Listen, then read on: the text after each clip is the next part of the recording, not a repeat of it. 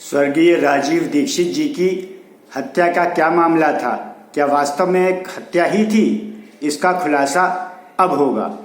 ये खुलासा अब हुआ है, वास्तविकता सामने आई है। इस अध्ययन के बाद हम ये जानते हैं कि राजीव दीक्षित जी की मौत को हत्या बताया जाता है।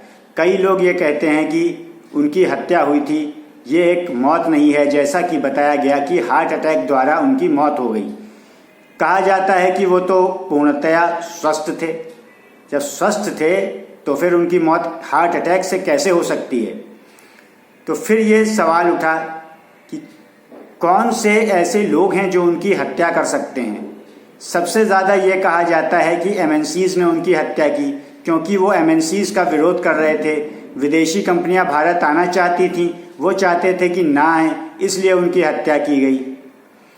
फिर ये भी है कि वो राजनेताओं का भी विरोध करते थे। हो सकता है किसी पॉलिटिकल पावर ने उनकी हत्या की हो, चाहे वो देशी पॉलिटिकल पावर हो या विदेशी पॉलिटिकल पावर हो। तो क्या कुछ ऐसा हुआ था? तो अब हम अध्ययन करते हैं सबसे पहले पॉलिटिकल पावर्स का। क्या किसी पॉलिटिकल पावर ने राजीव दीक्षित जी की हत्या की थी? अगर किसी पॉलिटिकल पार्टी या पॉलिटिकल व्यक्ति को राजीव दीक्षित जी की हत्या करनी होती तो उससे पहले वो हत्या अपने विरोधी पार्टी वालों की ही करते।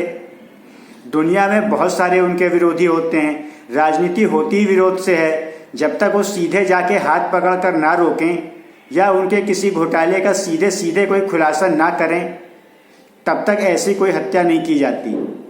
या तो वो कोर्ट जा रहे होते, या तो किसी पर्टिकुलर पॉलिटिकल पार्टी का विरोध कर रहे होते, तो वो भी वो नहीं कर रहे थे।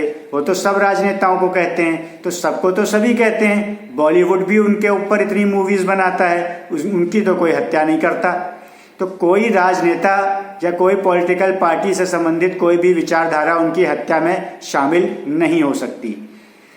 अब सवाल रहा विदेशी कंपनियों का, विदेशी ताकतों का। तो विदेशी ताकतें अगर पॉलिटिकल हैं तो जब स्वदेशी नहीं उनकी हत्या करना चाहेंगी, ऐसे कोई सरकमस्टांसेस नहीं हैं, तो विदेशी कैसे चाहेंगी? उनको क्या मतलब? उनका तो वो इतना विरोध भी नहीं करते थे। गोरे अंग्रेजों को तो कभी कहते भी नहीं थे, वे तो काले अंग्रेज कहते थे। तो फिर गोरे तो कुछ कहेंगे ही नहीं और कोई भी कुछ कहने वाला नहीं। अब बाकी बात रही एमएनसीज़ की, तो एमएनसीज़ ऐसा नहीं किया करती हैं। अगर एमएनसीज़ ऐसा किया करती तो जॉर्ज फर्नांडिस के साथ ऐसा करती, जो कोका कोला को भारत में होते हुए सीधे सीधे गेट आउट कर दिया। राजीव दीक्षित जी ने तो ऐसा कुछ किया भी नहीं, ना उनके पास ऐसी कोई क्षमता थी और ना हो सकती थी। जब तक इस देश में लोकतंत्र है, भारत के अंदर लोकतंत्र है, तब तक ऐसी कोई घटना नहीं घट सकती। पॉलिटिकल पार्टीज चलती हैं फंडिंग से।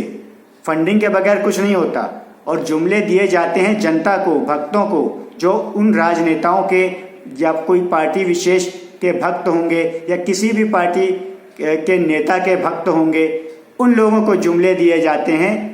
जो फंडिंग करता है उसको कभी जुमले नहीं दिए जाते। वो जुमले सुनने के लिए फंडिंग नहीं करता है।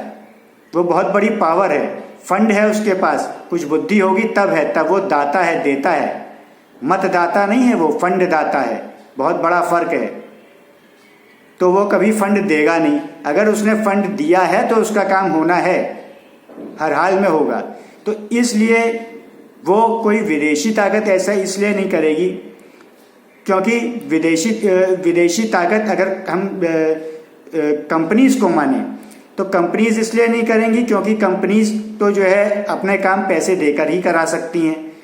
पॉलिटिकल पार्टीज हैं, फंडिंग उन्हीं को करनी है, लॉबिंग होनी है, तो हर हाल में उनका काम होना ही होना है। सारी चीज़ें सेट रहती हैं। पॉलिटिकल पार्टीज यानी कि राजनेता भी, जुडिशरी, मीडिया और एक्टिविस्ट भी, ये सारे के सारे लोग सेट रहते हैं, तब काम होता है। उदाहरण के तौर पे आप लेफ्ट विचारधारा ले लीजिए। देशद्रोह के काम करते हैं, देशद्रोह की बातें करते हैं। और विदेशी ताकतें ले लीजिए। कभी हमारे देश में लोग पाकिस्तान का नाम लेते हैं। पाकिस्तान या उनके समर्थक जो भारत में हैं, उनकी भी विचारधारा के लिए मीडिया भी बोलता है, पॉलिटिशियन भी बोलता है, उनके फेवर में बात करता है, गलत को भी गलत नहीं मानता, कहता है ऐसा कुछ है ही नहीं, ऐसी कोई गलत बात है ही नहीं, कोई देश विरोधी तत्व है ही नहीं, इस तरह की बातें करते हैं। ये होता ही नहीं है, कोई भी मसला उठाओ होता ही नहीं है कह देते हैं सीधे सीधे। इतनी हिम्मत, मीडिया भी यही कहता है, पॉलिटिशियन भी यही कहता है, एक्टिविस्ट भी यही कहता है, हर तरफ से उनकी घेराबंदी है और कोर्ट भी ऐसे ही डिसीजंस दिया करते हैं।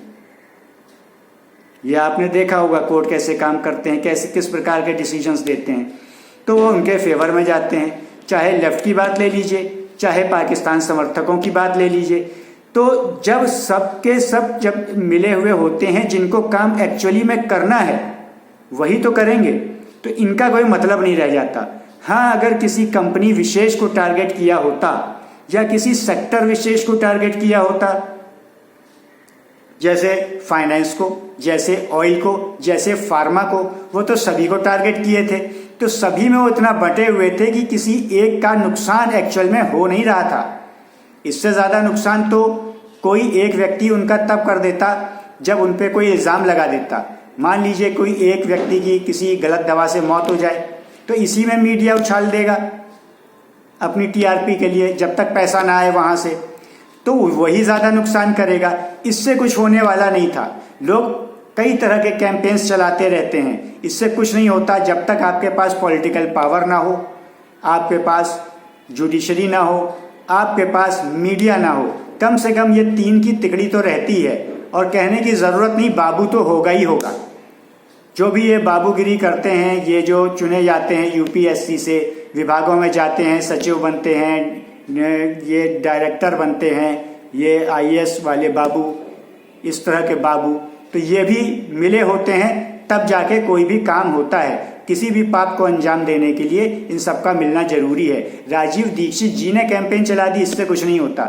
जाते वो चुनाव लड़ते, चुनाव लड़ने पर जीत रहे होते, ऐसी कोई स्थिति बन रही होती तो फिर भी ये कहा जा सकता था कि वो लोग इन्वॉल्व होंगे।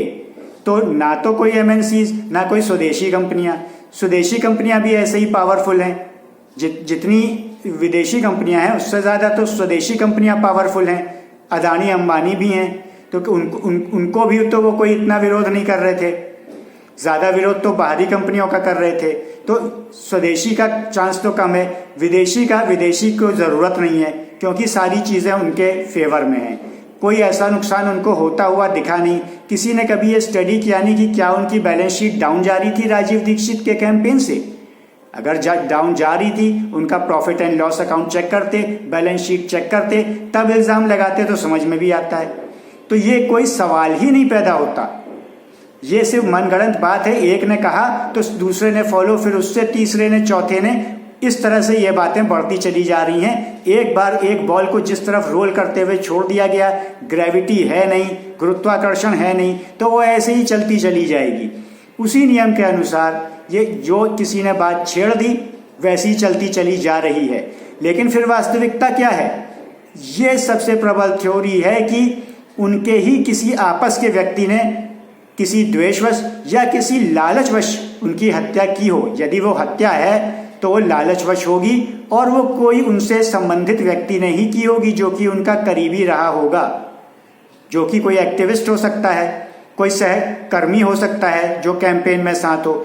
इस तरह की घटना घट सकती है।